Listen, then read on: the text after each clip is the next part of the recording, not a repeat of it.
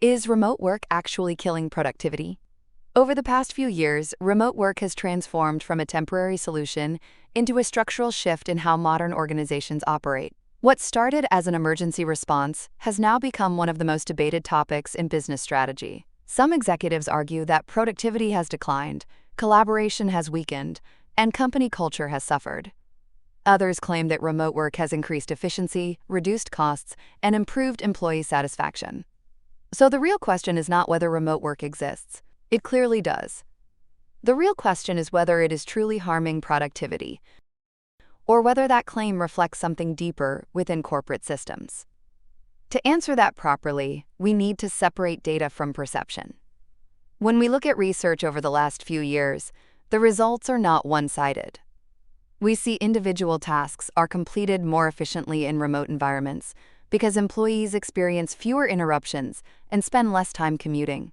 At the same time, the collaboration, spontaneous brainstorming, and mentorship may decline when teams are fully distributed. The challenge is that productivity itself is difficult to measure accurately.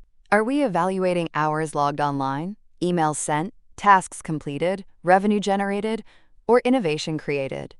Many companies historically relied on visibility as a proxy for productivity.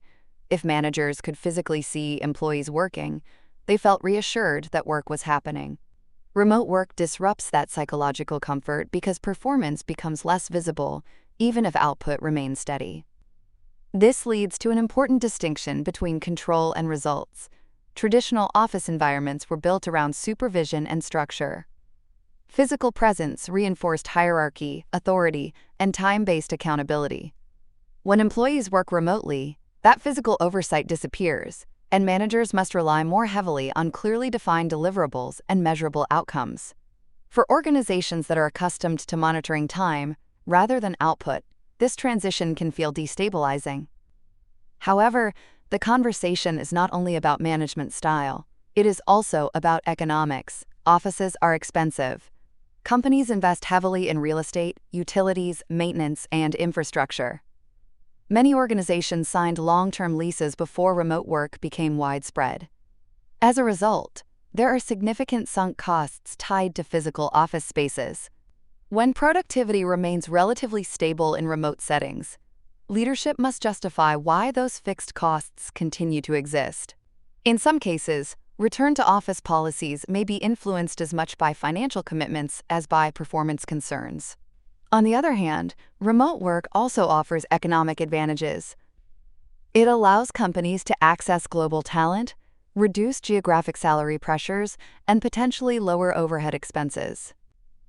Hybrid models have emerged as a compromise, attempting to balance flexibility with in-person coordination while optimizing costs. This suggests that the debate is not purely ideological, but structural. There is, however, another dimension that employees should consider carefully, and that is career positioning. Even if remote work maintains productivity levels, visibility still plays a powerful role in professional advancement. Promotions often depend not only on performance metrics, but also on trust, familiarity, and informal relationships. Proximity bias, whether intentional or subconscious, can influence leadership decisions. Employees who are physically present in meetings, hallway conversations, and spontaneous discussions may build stronger relational capital than those who are fully remote.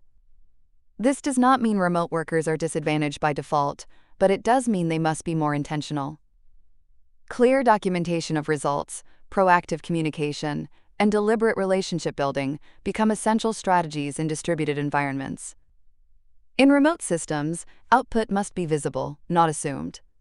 Ultimately, the remote work debate is less about productivity and more about organizational maturity. Companies that define success through measurable outcomes and structured communication tend to adapt more effectively to remote or hybrid models. Organizations that rely heavily on presence-based supervision may struggle during the transition. Remote work is not inherently destructive, nor is it universally superior. It exposes weaknesses in management systems that were previously hidden by physical proximity. It forces leaders to clarify expectations and evaluate performance more precisely. For some organizations, this creates growth and innovation. For others, it creates friction and uncertainty.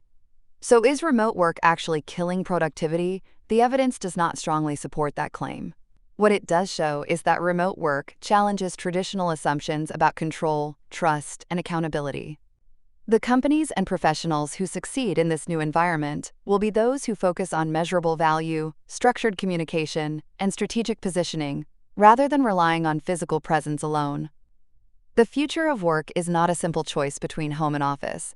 It is a shift from time-based evaluation toward outcome-based performance, and that shift requires adaptation from both employees and leadership. The real question, then, is not where you work. It is how you create visible, measurable impact wherever you are.